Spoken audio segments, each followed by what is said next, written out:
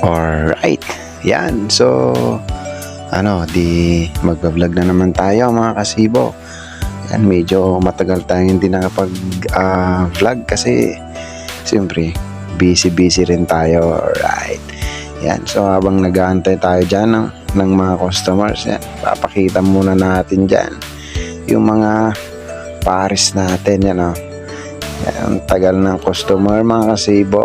Gusto ko nang umuwi. Yan tignan nyo. Sobrang dami ng customer ko. Yan di ba? Walang maupuan. Yan.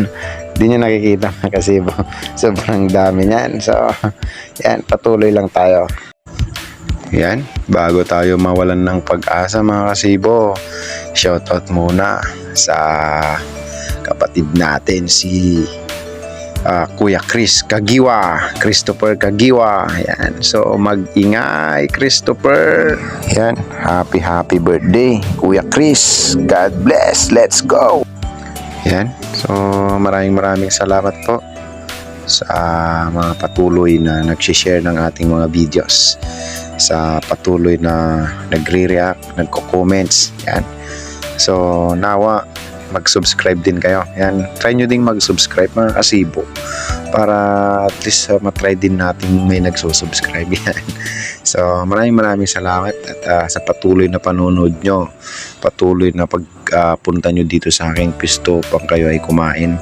Alam nyo, lumalaki yung chance mga kasibo na tayo makakapagpatayo ng sarili nating bahay. Lumalaki yung chance mga kasibo na may papatayo natin ito. Lumalaki yung chance mga kasibo na mabayaran natin yung lupang inaasam natin. Yan. So, lumalaki yung chance mga kasibo na tayo ay makakalipat sa sariling bahay natin nitong 2025. Alright, so napakasaya. Yan. So alam po natin mga kasibo na hindi natin lahat magagawa ito kung hindi sa tulong ng ating Panginoon. Tama po yan mga kasibo. Dahil alam po natin na lahat ay pinibigay nito ang ating Panginoon. Lahat ng nagbibigay ng pagpapala para sa atin ay ang Diyos. Yan. So, maraming salamat sa patuloy na sumusuporta. Yan, dumadami rin yung nagiging customer natin. Yan. Sa wakas ay kakaroon din tayo ng sobrang murang cauliflower. Yan, kasibo. Yan, yan si Mrs. natin. Yan. Napakaganda. So, dito lang, 60 lang yung pares natin. Binidyuan ko na rin yan. Alright, so maraming salamat. At nawa, huwag kayong magsawa mga kasibo. Thank you.